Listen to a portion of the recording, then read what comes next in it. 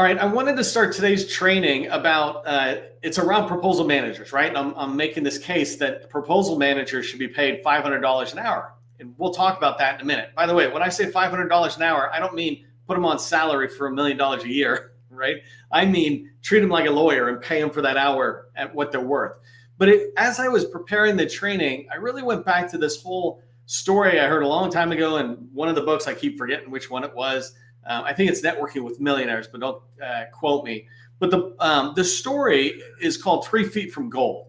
And basically, this old guy had owned a gold mine, and for decades he had been digging and digging in the mine, occasionally getting little nuggets of gold and going and turning it in and selling it. He's got some more money and living life decent, but constantly having to go back to that mine and dig. Occasionally throughout the decades, he would hit a small vein and have like a run of luck for a year or two, but really never hit the mother lode they expected and never hit enough where it was really tracking on it. So one day he just decides this is just not worth it. I want to live the remaining years of my life doing something more than just digging in a gold mine. So he sells this gold mine out in the West. He's out in the West Coast of the United States, and he sells this to somebody from New York City. So somebody from the East Coast says, I'm going to go become a gold miner. I'm going to buy a gold mine. And they come out, and the first thing they do when they get to the gold mine is realize they don't know anything about digging for gold. They don't know anything about a gold mine, and they just know this guy's story. And so they go and hire a geologist who specializes in gold and understands gold mines, et cetera. And the gold mine, or the geologist, goes back to the gold mine with this guy, and they're looking around. He does his activity, and what he says is, oh, I've seen this 100 times. Right? The gold vein kind of goes this way. And so you feel like that's where it's going to go. And you just keep digging that direction. But what actually happens is when it hits here, then it goes that way. And it kind of goes hidden for a little bit, and then it'll explode. So what I recommend you do is dig this way. And the guy says, okay. And he spends a few months digging in the direction the guy says. And literally he's 3 feet from gold. He digs 3 feet through hard rock and everything, but 3 feet. And he hits a gold mine or a gold vein, and it becomes the mother lode of that mine. And my point is that when you think about proposal managers and AI coming together in this discussion we're going to have today, AI's job is to remove the dirt. I kind of call it the blue collar working of proposal writing, right? The stuff that's pretty predictable. But AI's job is to remove the dirt. A proposal manager, obviously, they're going to be that geologist in this story. They're going to tell you where the gold is. They're going to tell you how to maximize that gold mine, find the mother lode, et cetera. And then they're going to tell you how to maximize the profit from the gold.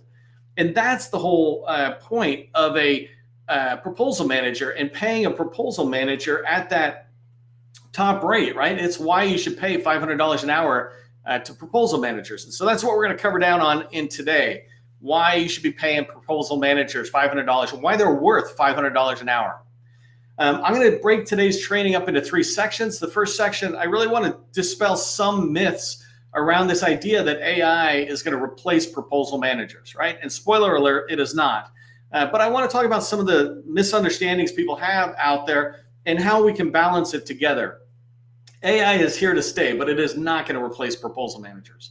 The second thing I want to talk about are the values that proposal managers bring to government contractors, right? They bring tremendous value. And by the way, when I talk about the proposal managers, I'm not talking about somebody who just has the title. I'm talking about somebody who's got the game, right? So it's one thing to sit there and go out on a basketball court, and it's another thing to be Michael Jordan. I'm kind of talking about the Michael Jordans or the professional ball players, in this case, the professional proposal managers. They're worth that $500 an hour to government contractors.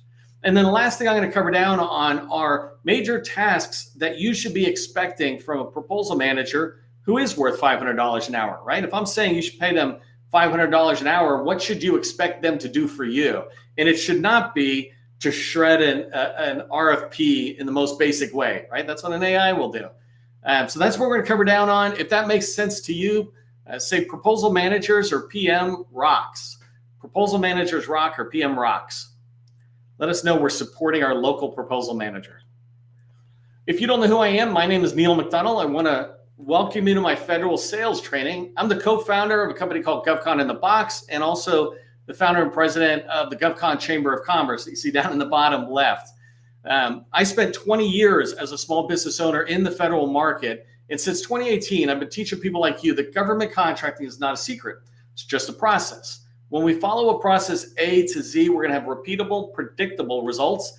And that's what I want for you. When you have repeatable, predictable results, you can look to 2025 and 2026 and know how much revenue you're going to bring in and know how it's going to come in. That's what my training does for you. And the cool thing about the proposal managers are they can really contribute to that same predictability. If you haven't done so already, do me a favor, subscribe to the Government Contracting Success newsletter that we have. It's the largest government contracting newsletter out there by far. And the reason is because we keep providing good value in there. An example is today I posted a newsletter basically referencing training that I had done a while back. And it's these 7 questions you should be asking at the end of 2024 as you're doing the end of the fiscal year and calendar year planning. So as you go in there, it'll ask questions like, what's my 2025 revenue goal? How's that aligned to my 2024 sales goal? Things like that. But that's today's article, so make sure you check it out. And then obviously subscribe to the newsletter so you hear about more great information we share.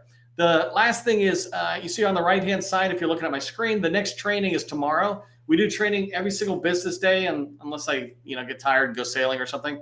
And tomorrow's training is qualifying opportunities and how I do it step by step, right? And so I want to show you, a lot of people, they get stuff into the pipeline. They don't know the process to qualifying that, really deciding, this is worth abandoning, or I really love this, let's chase it. I'm going to show you tomorrow how we do that, but make sure you register for that training.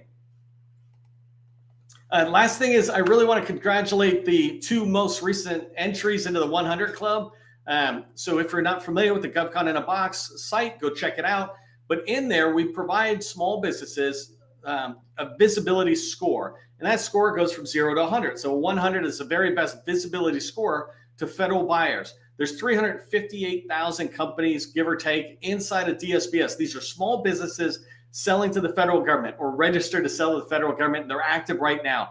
Only these 12 companies have a 100-point score, right? Only these guys are in the 100 Club, and Vicentric and Backer Technologies are the ones that are in there. And by the way, if you 2 are in my training today, tell me how to pronounce your company name the right way.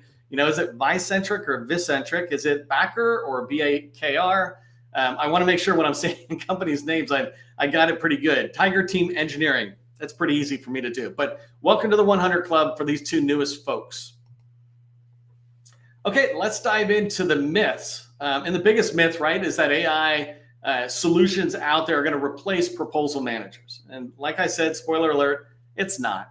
But there are some myths that people talk about that even those need to be a little bit dispelled. So we just level set our understanding of AI, how it fits, and the value of proposal managers. So the first one I put here is AI can write faster than proposal managers. And I would say that's not actually true, because what they write then has to be rewritten or reviewed by somebody else. And if they were the ones writing it in the first place, they might have been able to go toe to toe. I'm literally going against my own tool where I'm writing without the tool, and my colleagues are using the tool to write proposals. And I'm like, let's see who can write a better proposal and faster. But the truth about writing faster is it's not just about getting words to paper. It's about understanding the depth of that RFP or that requirement and the nuances that are in there. And a proposal manager can really drive to that point, right, and understand it, which makes them faster because AI just doesn't have that ability to do it right now. And at some point, it really won't. And I think I'll talk about this a lot, but AI is pretty much locked into parameters. The next thing is AI can fully shred an RFP. This is kind of a myth. It really doesn't fully shred an RFP. What it does is goes to the very most obvious areas, like it can go to scope and then see task area, task area, task area, task area. It's like, sure, it can shred that. It can look for shall statements and all these different kind of things. But there's a lot of subtleties and inside of an RFP or inside a requirement that the program office and the other people within an agency put into those requirement documents. So those subtleties can be missed by the AI, and that's part of the shredding process. And the context, how does this one fit with this one? Or how does this requirement fit with a broader agency scope? I teach people how to do requirement shredding. In fact, tomorrow I'll show it a little bit right in the training. And what I'm able to do is to show people, if you just watch me in a recording, a raw recording, I show how I look at this. And I go, wait, this thing means this, but I saw this earlier, right? The AI is not doing that. That comes from experience. That comes from that $500 an hour proposal manager. By the way, you can't hire me to be a proposal manager. That's not my world. I just write proposals, but I'm not the president of the proposal writing club.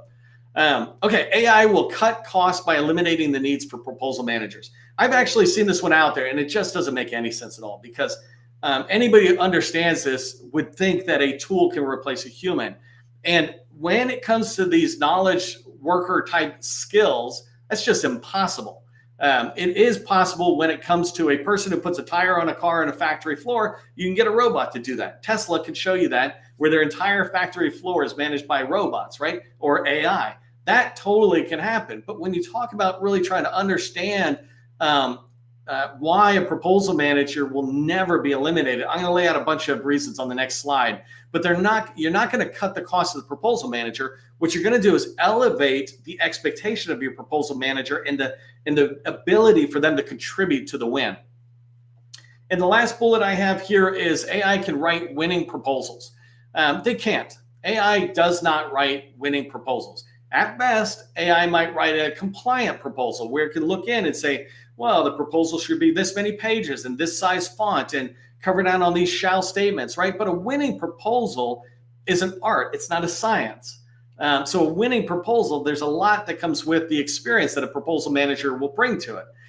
What I like to say is AI is no different than that intern that you have, or even just somebody on your team who are like, hey, we got this opportunity, go write a proposal. And I've seen this literally in Booz Allen and other places inside, watching them do this. That's all you're doing.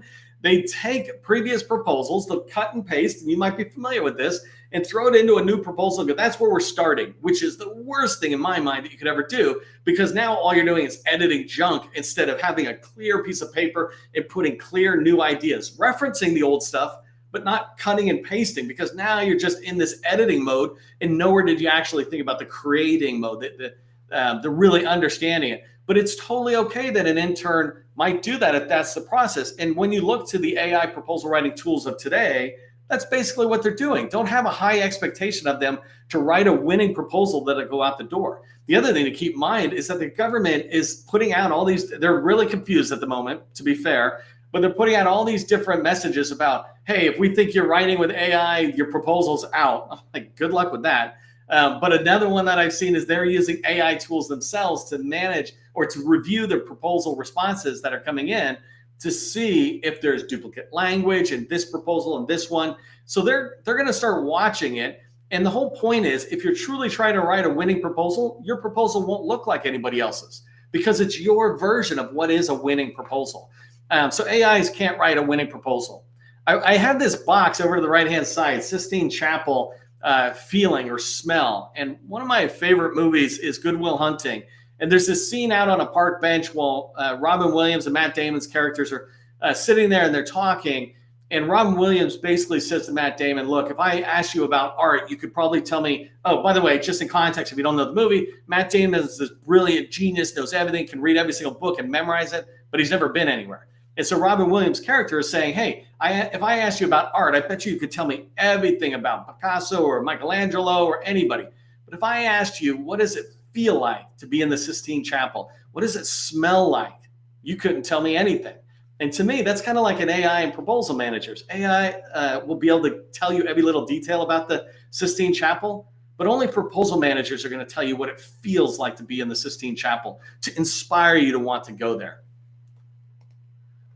Okay, let's talk about the value of proposal managers to government contractors. And this is really where I'm talking about, as you start thinking about $500 an hour for proposal managers, that's well worth it when you got a proposal manager that delivers on this page and the next page. So the first one that I put, and these are in no particular order that I have, the first one that I have here is proposal managers can guide the capture effort. If you're familiar with software development, there's something called DevOps. We have developers and operations. And so developers build an application, and in the old days, threw it over a wall to operations, who would then install it and try to get the users to use it and all that kind of stuff. And there was all these problems, and we solved it with DevOps saying, hey, let's have the operation people engaged at the very earliest part of development, giving feedback to the developers, and let's have the developers live with the product all the way till user satisfaction kind of thing. So we blended those two together. And in proposals, and opportunities that are in your sales pipeline, it's a similar thing. You've got BD, capture, and proposal. For small businesses, it probably is the same person.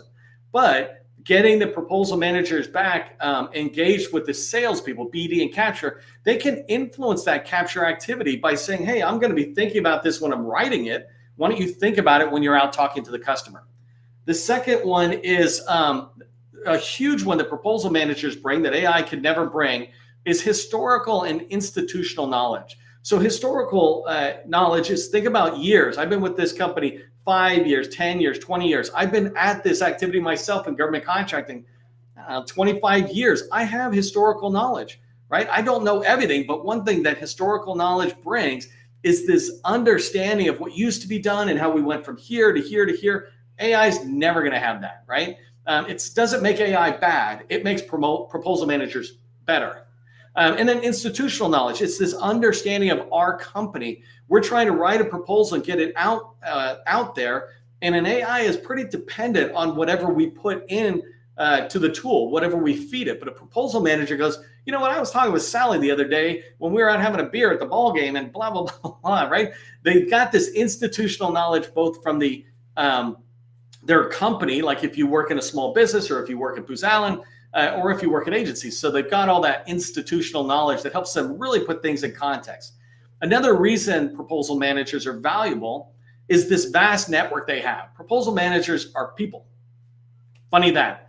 They go out, they talk to people. They talk to people in the hallway. They have an internal network of people who are doing, and if you're a really small company, this is a little foreign since it's all of us, right? But as we grow to 10 people, 50 people, 100 people, right? That internal network you build where you understand not just the people who can help you with pricing on a proposal and staffing, the recruiting things, but also the ability to go talk to the services, the people doing the service delivery on existing contracts and going in and talking about it. How's it going? Understanding stuff. That's something AI can never bring, but a proposal manager who has those relationships can. And of course, they have external relationships, and I'll talk more about that in a minute. But this ability to find people outside the company that can help them with the proposal, making sure it's a winning proposal.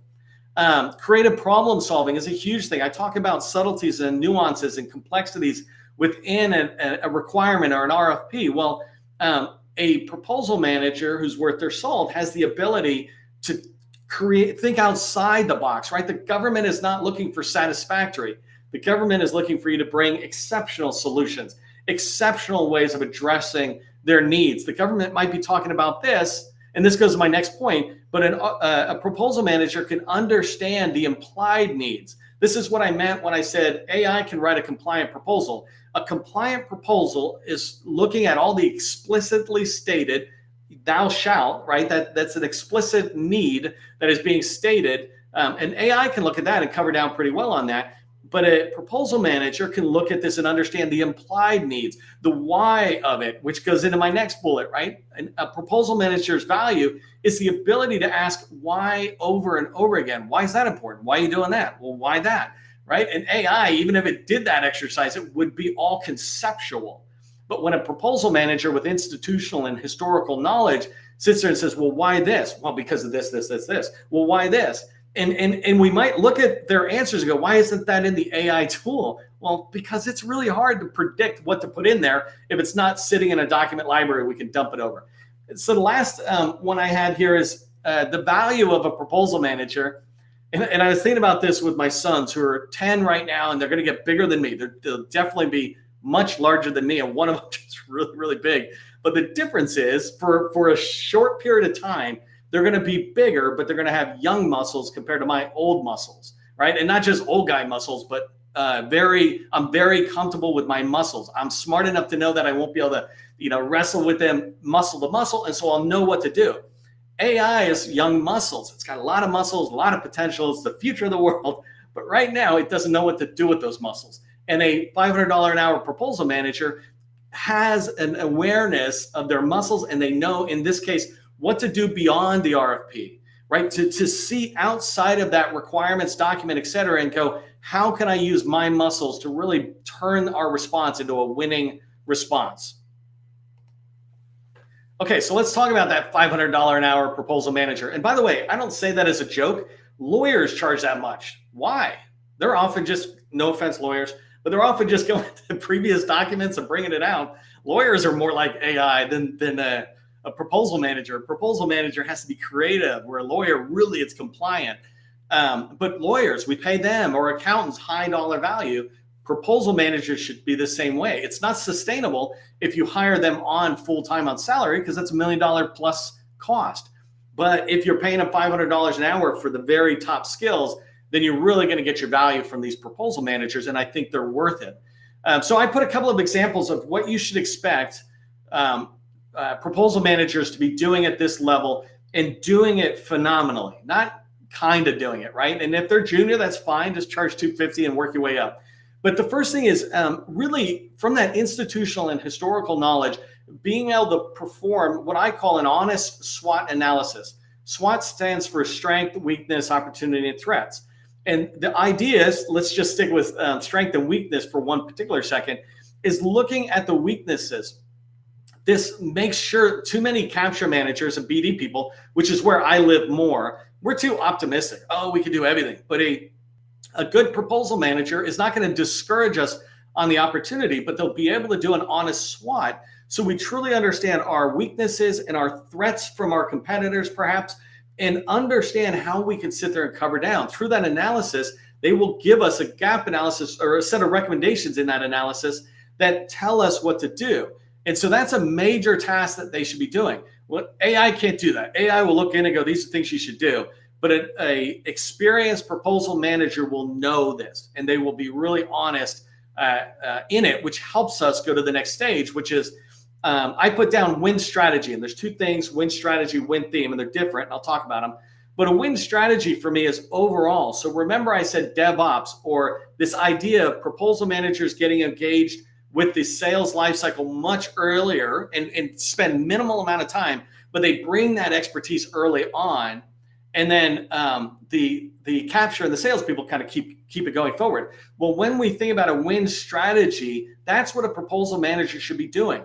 How are we looking at this? How are we going to win it? A capture manager has one level of activity, and different companies put different responsibilities. But the final step in the sales lifecycle is that proposal response going out the door. And that proposal manager at that point begins to own it more and more. And so they work together with the capture manager to create that win strategy that says, hey, this is the right opportunity and this is how we're going to win it.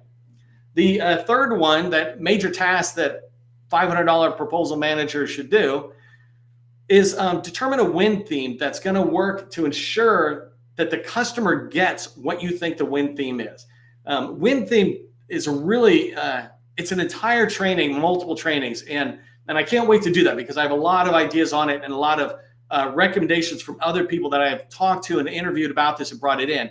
But one example of a win theme that works for me, especially my last company, but I could do this even now, is I might say the win theme is that I want throughout the entire response, the entire proposal, on every page for the customer to get this feeling that, man, they get it.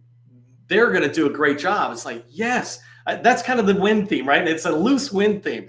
I want the win theme to be, yeah, like, and it's very hard when you just have those couple of words. But if I tell you what it is, like if I'm doing SharePoint and I want them to see me as an expert throughout, the win theme symbol of it is, yeah, this is great. I want them to turn a page where I'm talking about SharePoint migration. They're like, yeah, no, that totally makes sense, right? What's next? And this kind of goes into compelling a little bit too, but then they go to the next one.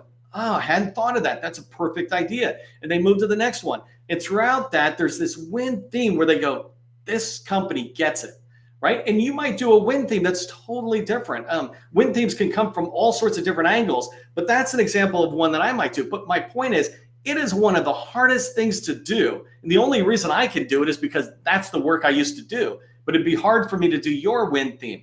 A $500 an hour proposal manager is going to help you figure out that win theme that'll work, that'll make the customer see what you want them to see every single page. The second to last one here, building a winning team. This is what a proposal manager can help with.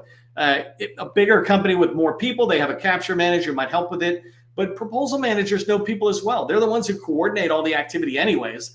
And so they begin to, with their network, be able to contribute to that winning team, not just people on your team for the sake of being on it, but people who can truly cover down on the SWOT analysis and fill in your gaps. The last one I wrote here was bring a compelling and convincing message. AI can cover down on perhaps clear and concise, or excuse me, clear and compliant in a proposal, but a proposal must be clear, compliant, compelling, and convincing in order to win.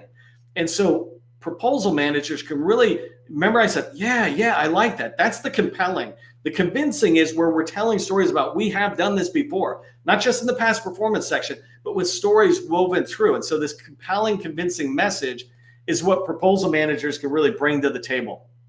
All right, so here's what I want you to remember as we wrap up the training. First off, AI is great. I'm super excited about it. I use it every single day, but it's not a replacement for proposal managers. Certainly not a replacement for great proposal managers who deserve to be paid $500 an hour.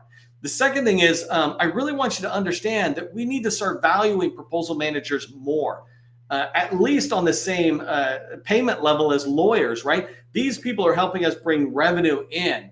And so them beginning to elevate their game above even the AI is a huge advantage to your company. And so understand that value. And the last thing is just remember, the proposal is just one part of the win. I talk about volleyball. It has 25 points or whatever to win a game. I always say you didn't lose the game on the last point. You lost it on the first point. And in sales life cycle, it's the same thing. You don't win or lose on a proposal. It's the entire life cycle. And if we all join together, we'll all be contributing to that proposal and supporting that proposal manager. Hey, if you found value in this and you're looking for us to support your company getting to the next level, plus you're doing over $1 million. I don't want your money if you're not doing over $1 million. Consider joining our BD Accelerator workshop. You just put workshop in the chat, and this is for companies doing over $1 million who are looking for help accelerating to the next level in their business growth. For the rest of us, just remember, government contracting, it's not a secret. It's just a process. I'll see you in the next training.